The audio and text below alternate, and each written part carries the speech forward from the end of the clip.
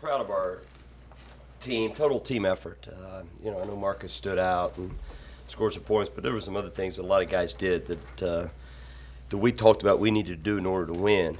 Brian Williams really played to his strengths, into his role. LB getting 10 rebounds when a night that he really wasn't in position to score a lot, to be honest with you. It wasn't, he didn't score a lot of points, but we got him from other areas.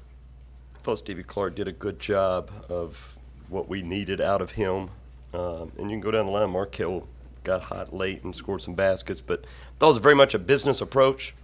I thought the guys were very locked in before the game, even pre-game. When I was talking to them, I could tell they were just locked in. There wasn't a lot of chatter, wasn't a lot of everybody was just listening. Their eyes were on me, and when it was time to go play, we went and played. And we got a lot of respect for Memphis. Memphis is a really good basketball team.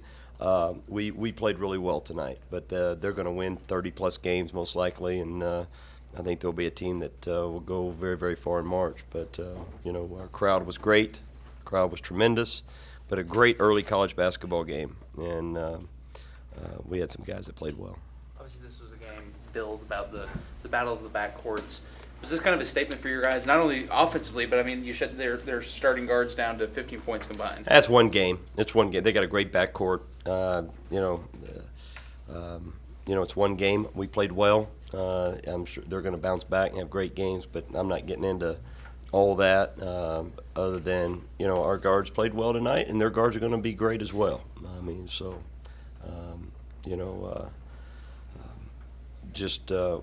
Was a little bit more our night probably tonight. Travis, I understand and respect that concept. It's one game, but this is a week after we watched the four teams, Michigan State, Kentucky, all those fabulous freshmen. A week after that, we see this. Is this a good, impossible to match marketing for Oklahoma State and for your team and for Marcus? Is that what we saw a little bit tonight? Well, we don't.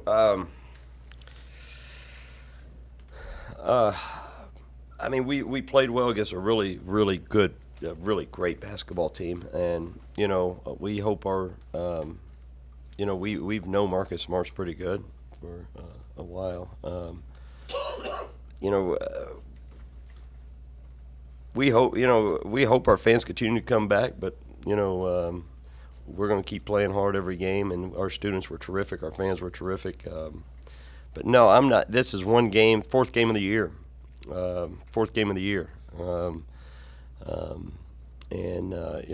talked a lot about to our players. I just spent my whole post-game comments to our players was just about humility. It's fourth game of the year.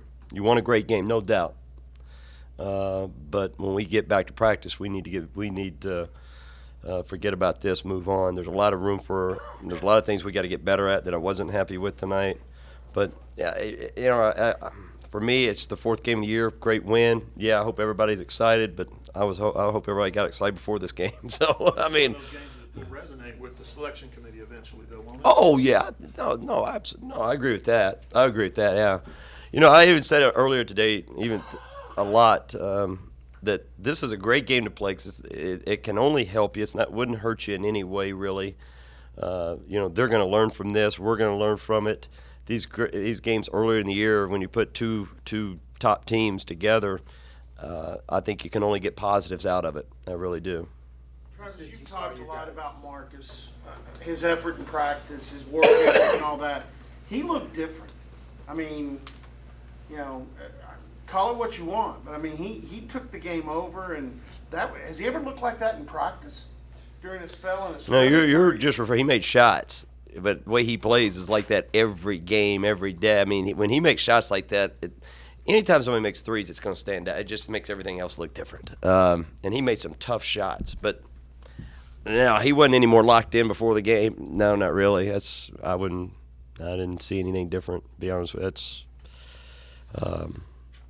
you, that's just Marcus is gonna, he's gonna be ready when he needs to be ready, and the big thing about him is he's got to always be ready. He can't just worry about all the time the competition, but we don't. I knew he was going to be ready to play. I knew that from the beginning. That I didn't know he's going to go out there and get 39. That's not always what we need from him, but we'll take it. A lot of those shots were tough shots, but I think he was feeling. I think he knew he had it going pretty good. Yeah, he said he wanted the ball. Yeah. Is Yeah. this something we're going to see? Is this a new element to his game, you think, Travis, where he might? No. I don't know how many he take. No. He shot a lot of shots late in the year last year. Remember, he was shooting all the time late in the year. This is nothing new. I mean, he just made a bunch. This is nothing new. He's late in the year. He was shooting a lot last year. I think you trust a guy like Marcus to know when do I need to shoot him? When do I not need to shoot him? When do I need to do something else? And that's the great thing about Marcus. Marcus could give you whatever you need. I mean, he played 3 different positions tonight. 3 different positions. He played the point, he played the 4 spot, and he played the 2 and the 3. It's really 4, but he played 3 different positions. If we need him to rebound, he'll rebound. If we need him to get assists, he'll defend or get assists. If we need him to defend, he'll defend. If we need him to go score, he can go score. But there's going to be a lot of games where those may not be the shots at that particular time. But when you're on a roll and you're a player like him, you know it. You feel it. You know it. And It almost looked like the 39 points the week after the big showdown last week in Chicago, national TV against Memphis. It almost looked like a big plan. Like, hey, Marcus, you're our first scoring option. We need you to score. We need you to put in as many as you can tonight and let everybody know that, you're Marcus Smart and this is Oklahoma State. Was it? Never came up, I bet, right? 1,000% never came up. I can promise you that. No, never. No. That conversation never happened. Any concern after his explosion? He had 24 points, I think, with 9 minutes left in the half or something. With 9 minutes left in the half. The rest of the half, he didn't play that great. Forced some stuff and seemed to get out of himself. Got back to his regular self in the second half. Did you see that also? And, oh yeah. And the good thing is everybody else lifted their game down those last 9 minutes. Yeah, no. When you're on a roll like that, you feel almost invincible. I mean, you probably try to start forcing a few things, and he did, and that's natural. But again, I go back. Yeah, he was phenomenal, terrific game. But for our team to be, we need LeBron Nash to get 10 rebounds when he's not scoring. We need Brian Williams to be a 15, 8, 7 rebound guy. We need that. Markel Brown, he can get 20 easy. I mean, so I really love when I look at how things played out. I really like. Yes, he stood out, and Marcus really got us going and got us going early. That was important. I mean, when he got hot was great for us. Stevie Clark, I know he had some turnovers, but for what I was looking for out of him, I got it. I really liked it. I knew he was going to turn the ball over some tonight. I could have told you that ahead of time. But what he brought us, I really liked it. And guys, we did that without our leading scorer. The guy was averaging 21 points a game for us. That's what I liked, that these other guys picked it up. Just a total team effort. Like Murphy played well. Murphy was tremendous. Again, we have focused so much on our guys understanding their roles and playing to their role is usually what their strength is. And we got guys that can score, but we need guys who are going to just say, I'm going to be the rebounder. I'm going to be the guy that, does all the little things. And he did that tonight. And I thought Michael Cobbins did a good job of doing that most of the time, of really battling. But I just like how everybody played to their role, and that's just really important when you got a lot of players who are talented. That everybody understands what their job is on our basketball team, and I thought they did that. Did you turn up sick today? Yeah, he was all night last night and all morning and all afternoon, and he was going to give it a go, but he couldn't. He sat through pregame talk, but as soon as it was over, he couldn't even go out for warm-ups. And then he was going to give it a shot, and I put him in there and just to see, and I immediately knew it wasn't. He just didn't look good. He didn't, but he's been very ill, very ill. Were you concerned about him not being able to play, or did you just need someone else to pick up his point? No, I was. My whole mindset once I got the phone call this morning and heard how much he'd been throwing up and all this other stuff, I've totally at that point kind of written, all right, I'm preparing without him. So I started looking at my lineups and how I was going to choose minutes and different things we needed to do, and so I prepared all day today without him. About 4 o'clock, I was starting to hear that he was feeling a lot better, and that he might be able to go, but he never got over it. He never. Did you feel like Marcus set the tone with how aggressive he was early? Yeah, no question. No question. That gives you such great momentum when you get a guy that hot early, in a game.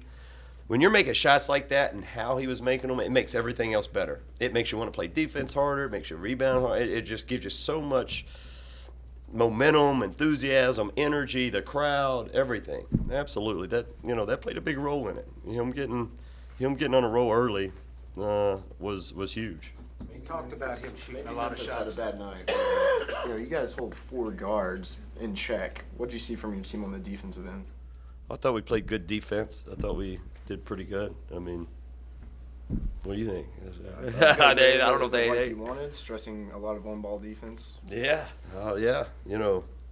Memphis. You know what they do. They do great, and you know what they're going to do. Now, I thought we did a great job of taking them out of transition, even though they got some. But I watched the Austin Peay game, and I watched their exhibition game, and their first game against Austin Peay was scary. I mean, it was enough to look at them and say, my goodness, this team is, it was impressive. And I thought a big thing for us, we handled their press early.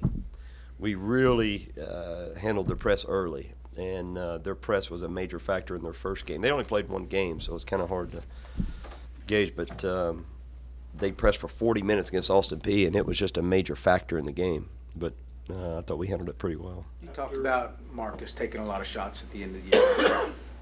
But he wanted to and put a lot of work into his perimeter shot over the summer. You guys have bragged on how much better he is from out there, your players have and everything. So is it possible that this is going to be an added element to his game? I mean, as far as not just shooting them, but making them?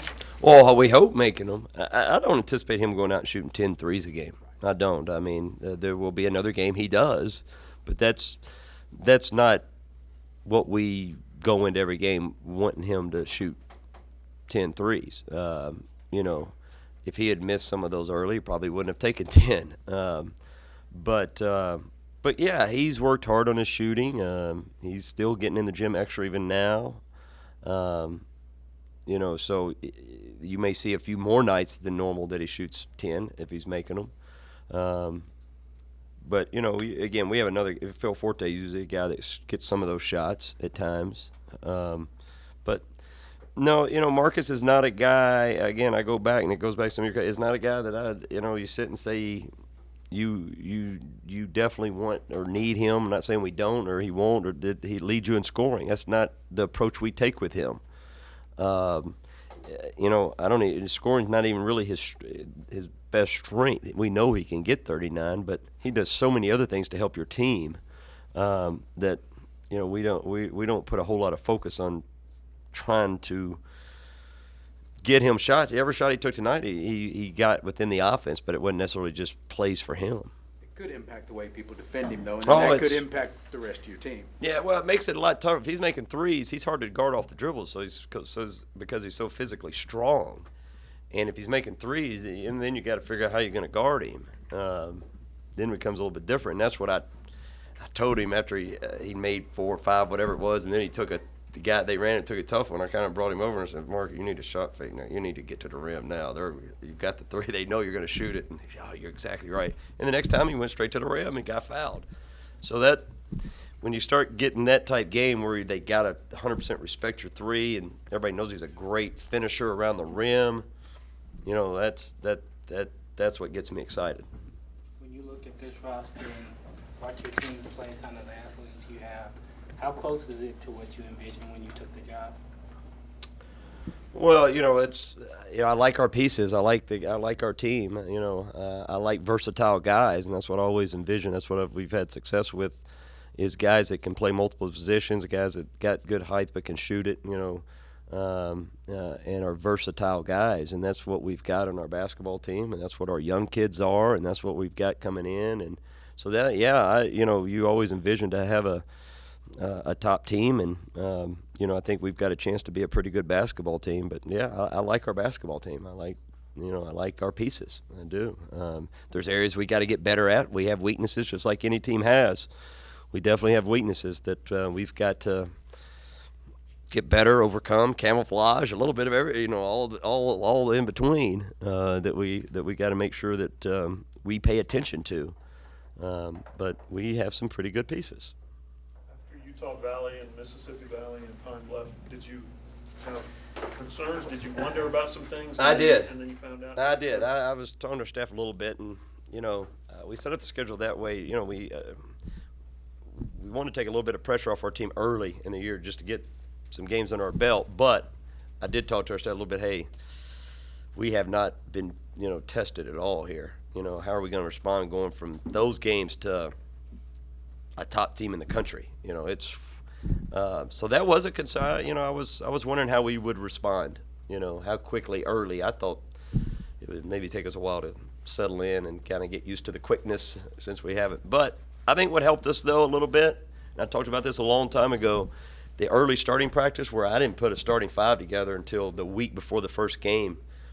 We had every day Markel going against Marcus and Brian going against that. We had guys for 2.5, 3 weeks that we didn't even assemble a starting line. Everybody's going against everybody 5-on-5, and they got some really good competition during those times, some really good competition. So that might have helped us a little bit for this game. But I was a little concerned that those other 3 games came a little too easy. Came a little too easy, really.